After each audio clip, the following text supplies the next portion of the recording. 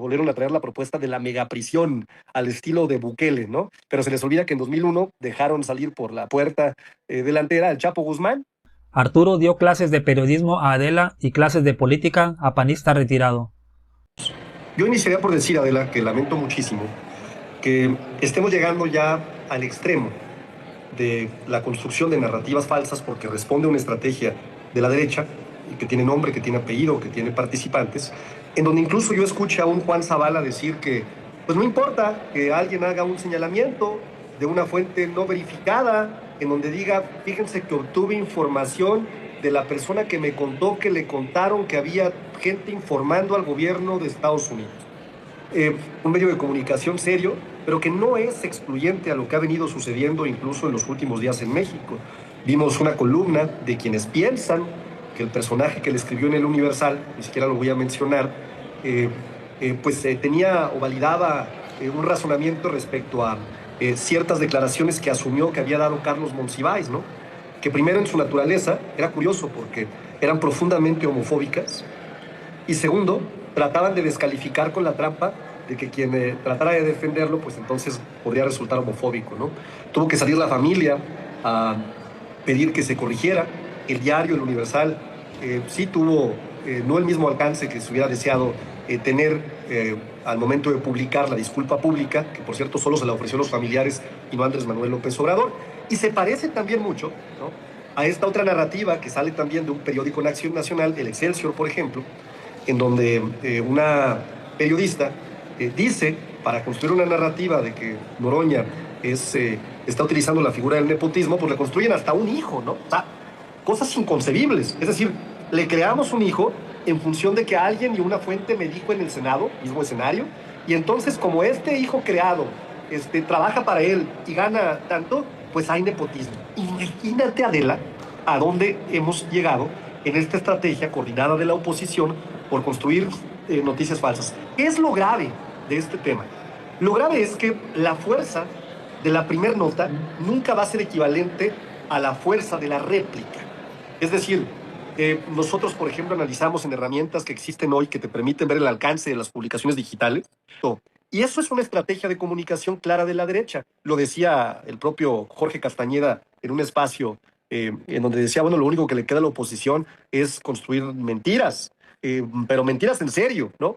Y el objetivo es ese, justamente, ¿no? El presidente Andrés Manuel López Obrador decía, cuando la calumnia no mancha, tizna, y es cierto, ¿no? Porque si tú avientas una mentira con una fuerza importante de amplificación, con un aparato y un ecosistema de medios de comunicación que lo replique, pues cuando venga el derecho de la réplica o cuando venga la aclaración de la nota real, pues ya no le va a llegar a los mismos. Y ya afectaste la imagen de esta persona, ¿no? 111 propuestas como el Partido Acción Nacional, que cada vez se desdibuja más y que proponen regresar al pasado, ¿no? Proponen hacer una cárcel como la de Nayib Bukele, proponen regresar al Seguro Popular, porque pues ahí había contratotes gigantes para los empresarios que estaban con ellos, etcétera, ¿no?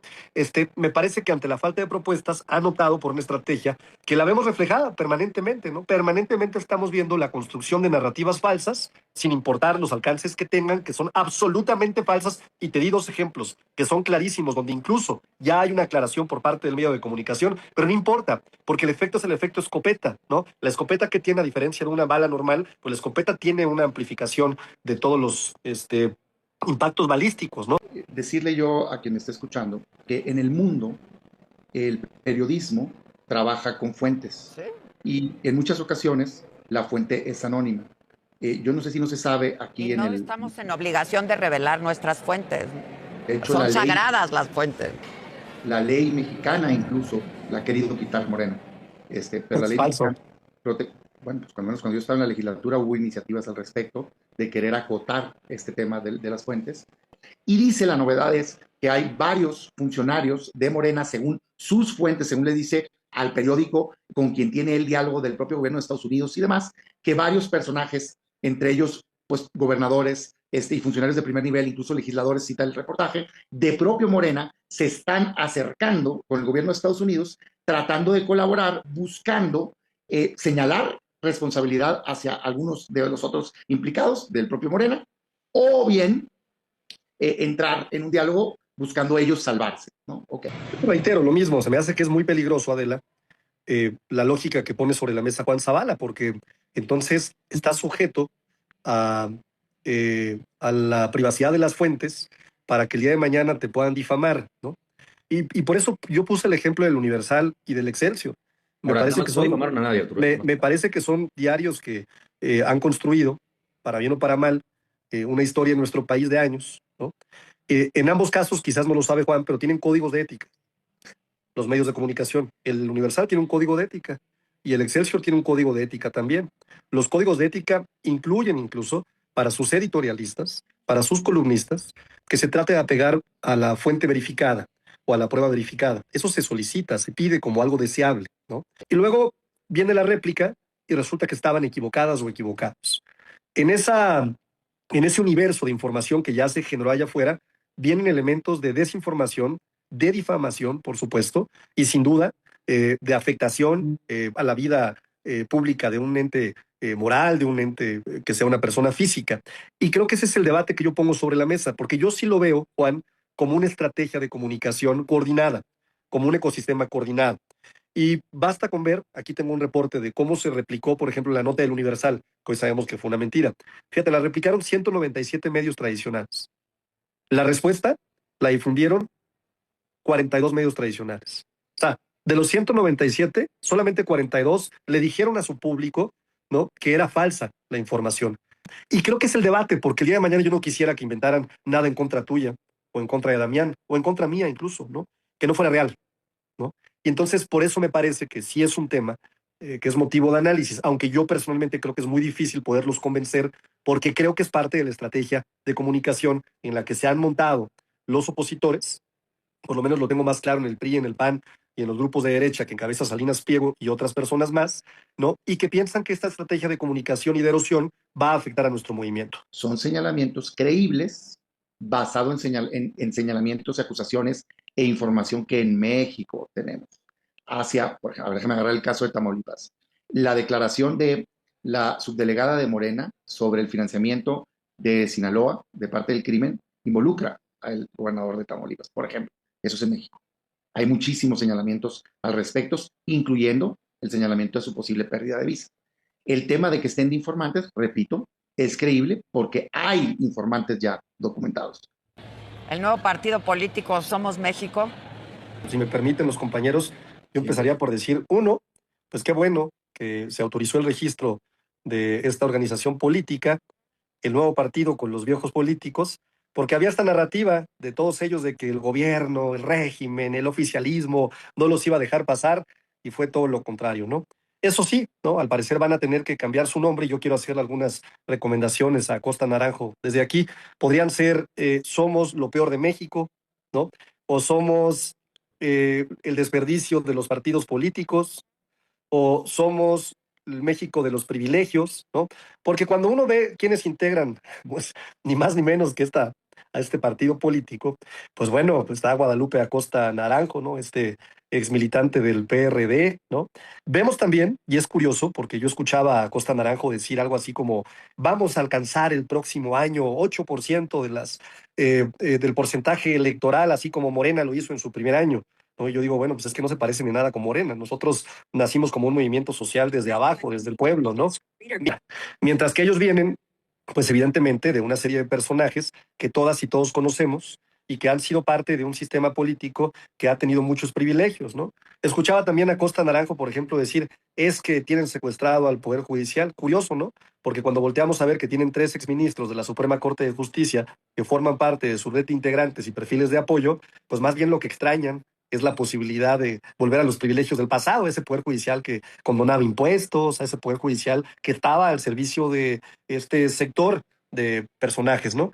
Y cuando vemos también ahí a María Amparo Cázar, ¿no? Que es ni más ni menos que directora de Mexicanos a Favor de la Corrupción, que fue fundada por Claudio X González, pues parece que suena más de lo mismo. O cuando vemos a Lorenzo Córdoba, ¿no? Este expresidente del INE, que de imparcial no tuvo nada, y hoy lo sabemos por su comportamiento, por las decisiones que ha tomado, que durante su paso en el instituto, pues era un presidente que estuvo siempre en contra del movimiento, y al que se le demostró que la fuerza del pueblo es incluso más fuerte que tener a un presidente del INE que estaba haciendo todas las cosas por tratar de lastimar a nuestro movimiento. Entonces, primero decir qué bueno que tengamos un nuevo partido político, o dos, Qué bueno que la democracia le permita a estas organizaciones políticas participar. Eso es sano y es legal. Qué malo, ¿no? Que no tengamos alternativas políticas que puedan llegar a hacer propuestas concretas, ¿no? Las últimas propuestas que vimos fueron las del Partido Acción Nacional, ¿no? Y la verdad es que de pena, ¿no? Las 111 propuestas que yo escuché del Partido Acción Nacional en su tercer relanzamiento en 8 meses, ¿no? Volver a la corrupción con el Seguro Popular 2.0, cuando hay documentadas irregularidades de la Auditoría Superior de la Federación de que se clavaron 70,000 millones de pesos, ¿no? Ver que dicen, vamos a vender Dos Bocas, ¿no? O sea, Dos Bocas y Deer Park es lo único que ha permitido que el precio de la gasolina no se vaya como está en Estados Unidos y en otros países. El 80% de la recaudación de Fox y de Calderón venía del petróleo. Con Calderón se invirtieron, sí, 9,000 millones de pesos, pero para construir una barda. Y nos van a decir que quieren vender una refinería. No, bueno, pues es increíble, ¿no? Calderón tuvo, fíjate, 12,000 millones de pesos en 2007 de excedentes petroleros. ¿Y qué hizo? Absolutamente nada. Alimentar su guerra contra el narco mientras se aliaba justamente con los narcos, ¿no? Bueno, también propusieron o volvieron a traer la propuesta de la megaprisión al estilo de Bukele, ¿no? Pero se les olvida que en 2001 dejaron salir por la puerta delantera al Chapo Guzmán de un penal de máximo seguridad, y ahora los vemos también diciendo vamos a reducir el impuesto al valor agregado al 10%, cuando nunca en la historia ellos han reducido los impuestos. Crearon, por ejemplo, el IETU, que era el impuesto empresarial con una tasa del 16.5%, crearon el IDE, que es el impuesto para depósitos al efectivo, y subieron el IVA al 16% en el 2009, ¿no?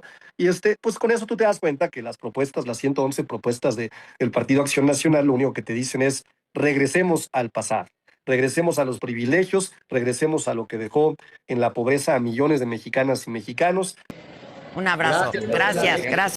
Es mezquina la actitud de Adela y de demás periodistas. Yo recuerdo que ella le dio la voz a Edmundo Cáceres, el de la Universal, que inventó los supuestos dichos de Monsiváis y no puede encontrar el audio donde habla mentiras sobre López Obrador. También le dio voz a Leti Robles de la Rosa, la periodista que cubre el Senado del Excelsior, diciendo que Fernández Noroña tiene un hijo trabajando, Emiliano González trabajando en el Senado. A los dos les dio la voz y se reprodujeron cientos y cientos de miles de vistas. Pero a la hora de aclarar, ya no le dio la misma importancia. ¿Por qué Adela no invitó a Noroña para que diera su versión? O sea, eso es lo que me molesta, el periodismo mercenario. Y todavía defiende las fuentes. No, pues yo no estoy en contra de las fuentes. Estoy en contra de la nula ética periodística de esos miserables como Loret de Mola, que aquí Arturo lo está reventando porque escribe en el Universal a Carlos Loret de Mola que si la presidenta sabía de la actitud de este señor exdirector de Pemex con su mujer por violencia familiar, o sea, está sugiriendo. O sea, ¿por qué tiene que escribir siempre algo como... Dice López Obrador, la calumnia no mancha pero tizna, ya es lo que le está diciendo aquí Arturo. Sin pruebas, escribe una columna en el Universal contra la presidenta, contra Somos MX, los mismos de siempre, lo peor de México, pura basura política. También critica al relanzamiento de Acción Nacional con las 111 propuestas, quiere hacer una megacárcel, quiere hacer bajar los impuestos, lo mismo que están prometiendo los de la derecha en Latinoamérica, quieren que empiece a pegar esto como una bola de nieve y que crezca. Fíjate cómo están todos los que votaron en Latinoamérica por la derecha. Están destruidos los países porque lo único que genera, como bien decía Arturo, es pobreza, desigualdad y desolación. La esperanza para mí es la izquierda en los países latinoamericanos. Dime qué piensas.